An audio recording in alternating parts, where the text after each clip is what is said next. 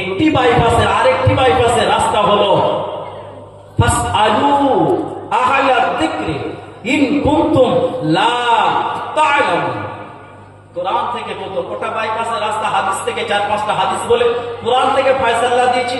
এই বাইপাসের রাস্তা কোরআন থেকে এসে হাদিস পাকে ফয়সালা দেবে। কোরআন বলছে যদি তুমি না জানো জানলে ওয়ালাকে জিজ্ঞাসা করো, সে তোমাকে জানিয়ে দেবে। জোরে বলে ফাসআলু আহলা যিকরি ইন কুনতুম লা তা'লামুন। যদি না জানো জানলে ওয়ালাকে জিজ্ঞাসা করো, সে তোমাকে আমার রহমতের রাস্তাটা দেখিয়ে দেবে। আর একবার জোরে বলে। এবার জানলে ওয়ালাটা আবার কে হবে? কোরআন তার ফয়সালা দিয়েছে আত্তাবিউ সাবিলা মান আনাবা ইলাইয়া। তোমরা তাকে জিজ্ঞাসা করো, কাকে?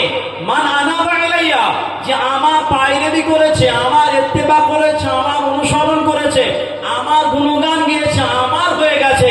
তোমরা তাকে জিজ্ঞাসা করো আমার রাস্তাটা পাওয়া। তোমরা তার কাছে গেলে আমার রাস্তাটা পেয়ে যাবে। জোরে বলেন।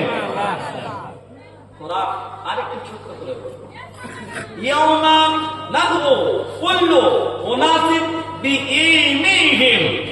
ইয়াউমা, ওই দিনে, কুল্লু প্রত্যেককে, প্রতিটা বান্দার জন্য আল্লাহ ঘোষণা দিচ্ছে প্রত্যেককে আল্লাহ যখন ডাকবে, ইয়াউমা ওই দিন, অর্থাৎ ময়দানে মাশরে আল্লাহ যখন ডাকবে, তুমি কাকে ইত্তেবা করেছিলে, কার অনুসরণ করেছিলে, কার পায়রাবি করেছিলে, কার গোলামতি করেছিলে, কার অনুকরণ করেছিলে, কার মুশাক্কা করেছিলে, কার তাবে হয়েছিলে, কার অনুসরণ করেছিলে, কার নকল করেছিলে, কার টিটো করেছিলে, কার দেখে শিখেছিলে, তাকে ডাকো, সে তোমাকে আমার কাছে আনো।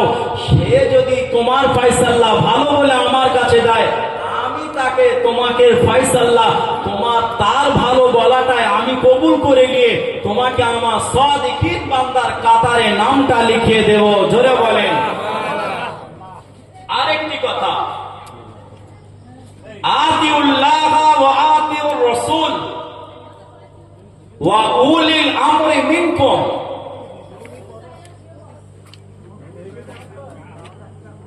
কি বলছে কোরআন? पहले हम के इताअत करना, पहले हम के इताअत करना, আমাকে অনুসরণ করো। কে বলছে? কে বলছে? আল্লাহ। दूसरी कौन है? मेरा हबीब रसूल के इताअत करना। तीसरी कौन है? वो उलिल अम्र मिनकुम, যিনি জামানার মুসাতে যুগ সংস্কারক হবেন, তোমরা তাকে ইতাআত করো। আর একবার জোরে বলেন। এবার ছোট্ট করে বলে শেষ করব। কথা বললাম কোরআন আয়াত 4টে, 5টা বলবো, যেহেতু পাঞ্জেগানা। তো পাঞ্জেগানা বলতে কারা কারা বলেন তো? পাঞ্জাতন বলতে কি? হ্যাঁ না, 5 পাঞ্জাতন বলেন একটু।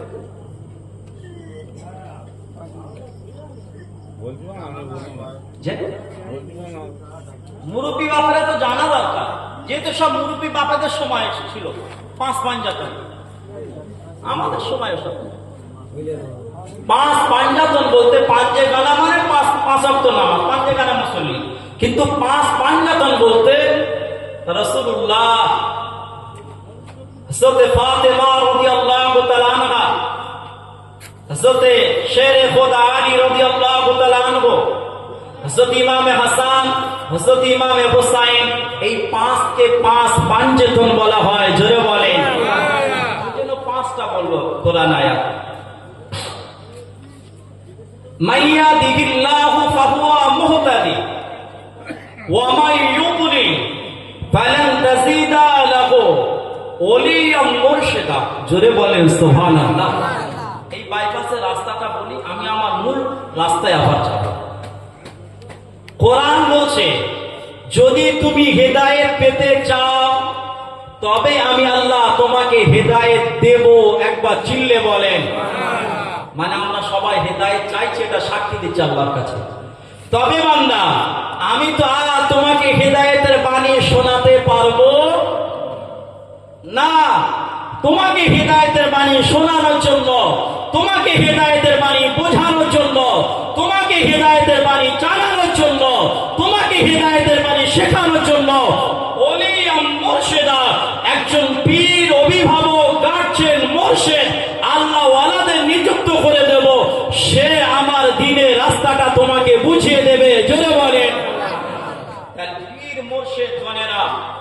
পীর শব্দ হলো ফার্সি শব্দ। পীর শব্দ কি শব্দ বলেন একটু জোরে? ফার্সি শব্দ। কোরআন তার ভাষায় বলেছেন মুর্শিদ। ওই মুর্শিদটা কে হবে? কোরআন আবার তাকে বলেছেন ওলি, মানে অভিভাবক, গার্জেন। বিয়ের সময় বলে না একে ওলি আছে, কন্যার ওলিকে, কন্যার ওলি কি, ছেলের ওলি কি, মেয়ের ওলি, এরকম বলে। ওলি মানে গার্জেন। ওই গার্জেনটা কে হবে? কোরআন বলছে ওই গার্জেনটা তোমার হবে মুর্শিদ, পীর। ওই গার্জেনটা তোমার কি হবে? পীর হবে। কোরআন বলছে তুমি হিদায়াত যদি চাও আমি আল্লাহ তো আর দেব না, তোমার জন্য একজন গার্জেন দেব, একজন পথ প্রদর্শক দেব, একজন রাহবার দেব, একজন ওলি দেব। আমি আল্লাহ তাকে দিয়ে আমার রাস্তাটা তোমাকে গাইড করে আমার জান্নাতে পৌঁছে দেব। জোরে বলেন। চলেন এবার ছোট্ট করে হাদিস পাকের কাছে যাই। মুসলমানে ঘরে ছেলেরা নৌজনেরা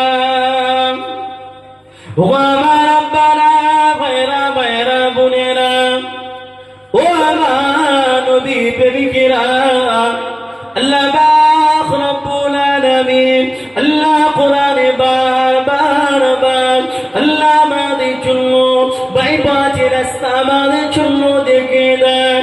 ও আমার নবী প্রেমিকেরা, নবী দিওয়ানারা, আল্লাহ ওয়ালাদের শান আল্লাহ বাদিয়েছে, আল্লাহ ওয়ালাদের মুর্শিদা আল্লাহ পাক আপনাদের দিয়েছে। যদি বলে কেমন করে কেমন করে আল্লাহ নামাজ আদায় করবো, আল্লাহ তো আমায় জাযা দেবে। আল্লাহ রোজা আদায় করবো, আল্লাহ তো আমায় জাযা দেবে।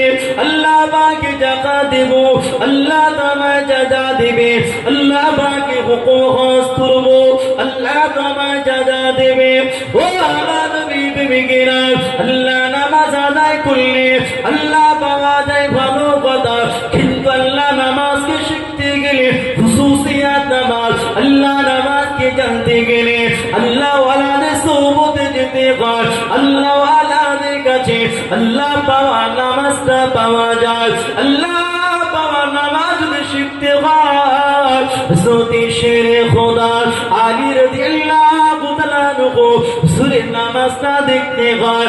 আমরা সবাই জানি আল্লাহ পাওয়া নামাজ ওই নামাজ, ওই নামাজ, ওই নামাজ যে নামাজে হযরত আলী রাদিয়াল্লাহু তাআলা আনহু হুজুরের পাক, হুজুরের কদম মোবারকে তীরখানা টানতে টানতে টানতে এত কষ্ট হয়েছিল সাহাবা হুজুররা পার করতে পারে না।